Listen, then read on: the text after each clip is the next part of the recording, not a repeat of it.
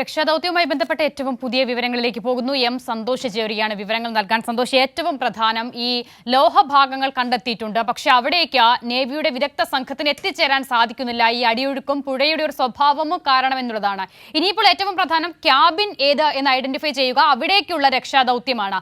അത് ഏത് നിലയിൽ പ്രാവർത്തികമാകും എന്നുള്ളതാണ് ഇപ്പോൾ പ്രതീക്ഷിക്കുന്നത്. എങ്ങനെയാണ് അതിന്റെ പ്ലാൻ തയ്യാറാക്കിയിരിക്കുന്നത്? മറ്റേ ക്യാമറ അസിത, ഇപ്പോൾ ഈ തിരച്ചിലിന് ശേഷം ദൗത്യ സംഘങ്ങൾ മാധ്യമങ്ങളെ കണ്ട് പറഞ്ഞതിൻ്റെ രത്ന ചുരുക്കം ഇങ്ങനെയാണ്. ഇന്ന് നടത്തിയിട്ടുള്ള തിരച്ചിലിൽ 4 സ്ഥലത്താണ് സിഗ്നലുകൾ ലഭിച്ചത്.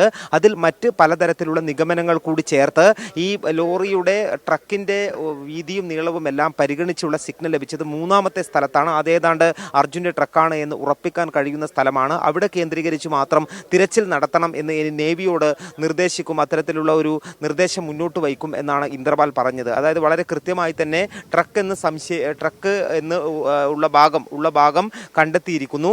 ബാക്കി കാരണം 4 മെറ്റൽ സാധനങ്ങൾ ഇവിടെ നിന്നും കണ്ടെത്താനുണ്ട്. ഒന്ന് അവിടേക്ക് വീണിട്ടുള്ള ടവറുണ്ട്, മറ്റൊന്ന് നേരത്തെ ടാങ്കർ ലോറിയുടെ ക്യാബിൻ ഭാഗമുണ്ട്, ഈ ട്രക്ക് കണ്ടെത്താനുണ്ട്. അങ്ങനെയുള്ള കാര്യങ്ങളുണ്ട്. അതിൽ കൃത്യമായും ഇന്ന് എല്ലാ നിഗമനങ്ങളും അടിസ്ഥാനപ്പെടുത്തി അളവുകളെല്ലാം തന്നെ പരിശോധിച്ച് നോക്കുമ്പോൾ ഈ പറയുന്ന സ്ഥലത്ത് ഒരു സ്ഥലത്ത് 3ാമത്തെ സ്ഥലത്ത് ട്രക്ക് കണ്ടെത്തിയിട്ടുണ്ട്. അത് നേരത്തെ ഉള്ള സ്ഥലത്ത്, അതായത് ഈ തെരച്ചിലൊക്കെ നടക്കുന്നതിൻ്റെ അല്പം താഴെ ഭാഗത്തോട്ടാണ് ഉള്ളത് എന്നാണ് ഇന്ദ്രപാൽ പറഞ്ഞത്.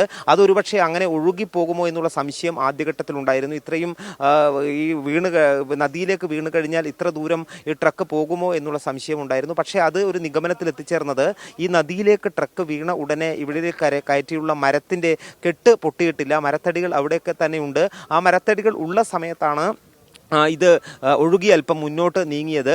അവിടെ നിന്ന് പിന്നീട് ഇതിൻ്റെ കെട്ടുപൊട്ടി മരത്തട്ടികൾ നദിയിലൂടെ ഒഴുകിപ്പോയി. അങ്ങനെ അവിടെ ആ ഘട്ടം വരെയും ഇത് ലോറി ഒഴുകി മുന്നോട്ട് നീങ്ങിയിട്ടുണ്ട്. അതുകൊണ്ട് തന്നെ ഇപ്പോഴുള്ള ആ സ്ഥലത്ത് നമ്മൾ സാധാരണഗതിയിൽ മണ്ണിടിഞ്ഞ സ്ഥലത്ത് നിന്നും അല്പം മുന്നോട്ട് നീങ്ങിയുള്ള ഡൗൺ സ്ട്രീമിലാണ് ഈ ഒരു ട്രക്ക് കിടക്കുന്നത് എന്നുള്ളതാണ് ഇന്ന് നടത്തിയിട്ടുള്ള പരിശോധനയിൽ കണ്ടെത്തിയ 1ാമത്തെ കാര്യം. ഇനി 2ാമതായി ഈ ട്രക്കിനടുത്ത് പരിശോധന നടത്തേണ്ടത് നേവിയാണ്. നേവിയുടെ മുങ്ങൽ വിദഗ്ധർ ഈ കൃത്യമായി ചൂണ്ടിക്കാട്ടിയ സ്ഥലത്ത് ആഴത്തിൽ ഇറങ്ങിയുള്ള പരിശോധന നടത്തണം. അതിനിടെ മറ്റൊരു സംശയം കൂടിയുള്ളത്, ഇത് ഈ ക്യാബിൻ ഇതിൽ നിന്ന് വേർപെട്ടിട്ടുണ്ടോ എന്നുള്ള സംശയം ഉണ്ടായിരുന്നു. സാധാരണഗതിയിലുള്ള ട്രക്കുകൾക്ക് അത് വേർപെടാനുള്ള സാധ്യതയുണ്ട്. അങ്ങനെയാണെങ്കിൽ 5ാമതൊരു സിഗ്നൽ കൂടി കിട്ടേണ്ടതാണ്. ആ സിഗ്നൽ കിട്ടിയിട്ടില്ല. അതിനർത്ഥം പിന്നീട് ഭാരത് ബെൻസ് കമ്പനിയുമായി ബന്ധപ്പെട്ട് ഈ ലോറി നിർമ്മാതാക്കളുമായി ബന്ധപ്പെട്ട സമയത്ത് ഈ ട്രക്കിൻ്റെ, അർജുൻ ഓടിച്ചിരുന്ന ട്രക്കിൻ്റെ ക്യാബിൻ ഒരു തരത്തിലും വേർപ്പെടാനുള്ള സാധ്യതയുള്ളതല്ല. അത് ഇതിനകത്ത് കൃത്യമായി ഘടിപ്പിച്ച ഒരു ട്രക്ക് എന്നുള്ള രീതിയിൽ തന്നെയാണ്, ട്രക്കിനൊപ്പം തന്നെയാണ് ക്യാബിൻ ഉള്ളത്. അതുകൊണ്ട് അത് വേർപ്പെടാനുള്ള സാധ്യതയില്ല എന്നുള്ള നിഗമനത്തിൽ എത്തിച്ചേർന്നിട്ടുണ്ട്. അപ്പോൾ ഇവിടെ തന്നെ ക്യാബിനും ട്രക്കും ഒരുമിച്ച് തന്നെ ഉണ്ട് എന്നുള്ള നിഗമനമാണ്. മറ്റൊന്ന്, അവിടെ മനുഷ്യൻ്റെ സാന്നിധ്യമുണ്ടോ എന്നുള്ള പരിശോധന, തെർമൽ പരിശോധന നടത്തി അത് ഫെയിലിയർ ആയിരുന്നു. അതുകൊണ്ട് ഈ ക്യാബിനിൽ മനുഷ്യ സാന്നിധ്യം ഉണ്ടോ എന്നുള്ള കാര്യം കൃത്യമായിട്ടും സ്ഥിരീകരിക്കാൻ ഇതുവരെയും കഴിഞ്ഞിട്ടില്ല. രാത്രിയും റഡാർ പരിശോധന നടത്തും എന്നുള്ളത് തന്നെയാണ് മനസ്സിലാകുന്നത്. രാത്രിയും ഇത്തരത്തിലുള്ള പരിശോധനകൾ നടത്തും. അപ്പോൾ തീർച്ചയായും ആ തെർമൽ, അതായത് മനുഷ്യ സാന്നിധ്യം കണ്ടെത്താനുള്ള ഒരു ശ്രമം കൂടിയായിരിക്കും രാത്രി നടത്തുന്ന ഈ ഡ്രോൺ പരിശോധനയിൽ ഉണ്ടാവുക എന്നാണ് ഈ ദൗത്യ സംഘത്തിൻ്റെ മേധാവികൾ, അതിന് നേതൃത്വം നൽകുന്നവർ പറഞ്ഞ പ്രധാനപ്പെട്ട കാര്യം. ഇനി നമുക്ക് തുടർന്ന് അങ്ങോട്ട് എന്താണ് നാളെ മുതൽ ദൗത്യം എങ്ങനെയായിരിക്കും ഉണ്ടാവുക എന്നുള്ളതിനെ സംബന്ധിച്ചാണ്. അത് നേവിയുടെ കൈവശമാണ് ഇരിക്കുന്നത്. ഈ ട്രക്കിനെ ലൊക്കേറ്റ് ചെയ്ത സ്ഥലത്ത് മുങ്ങിയുള്ള പരിശോധനയാണ് ഇനി ആവശ്യം. എന്നാൽ അവിടെയുള്ള അടിയൊഴുക്ക് അതിശക്തമായതുകൊണ്ട് തന്നെ നിലവിൽ അവിടെ മുങ്ങാനുള്ള പ്രയാസം നേരിടുന്നുണ്ട്. അവിടെ ഉള്ള അടിയൊഴുക്ക് കുറയേണ്ടതുണ്ട്. കുറഞ്ഞാൽ മാത്രമേ ഇറങ്ങാൻ കഴിയുകയുള്ളൂ. നിലവിലുള്ള സാഹചര്യത്തിൽ മുങ്ങി പരിശോധന നടത്തുന്നത് ആത്മഹത്യാപരം എന്നാണ് മേജർ ഇന്ദ്രപാൽ സൂചിപ്പിച്ചിട്ടുള്ളത്. കാരണം പരമാവധി ഈ പറയുന്ന തരത്തിൽ ഈ മുങ്ങൽ വിദഗ്ധർക്ക് ഇറങ്ങാൻ കഴിയുന്നത് 2 നോംസിലാണ്. അത് ഇപ്പോൾ അതിൻ്റെ അളവ്, ഇതിൻ്റെ തീവ്രത, ഒഴുക്കിൻ്റെ തീവ്രത കറണ്ടിൻ്റെ 2 വരെയാണ്.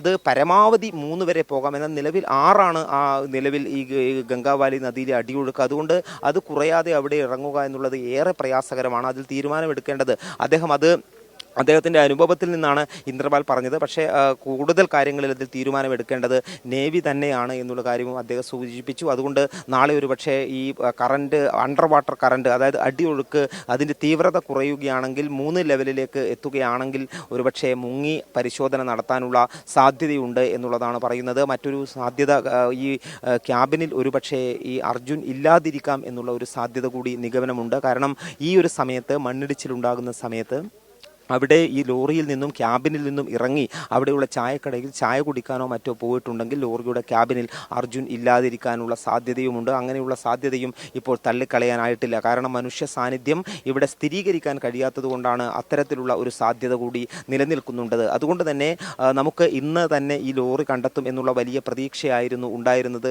അർജുനെ നമുക്ക് കരക്കെത്തിക്കാൻ കഴിയും എന്നുള്ള പ്രതീക്ഷയാണ് ഉണ്ടായിരുന്നത്.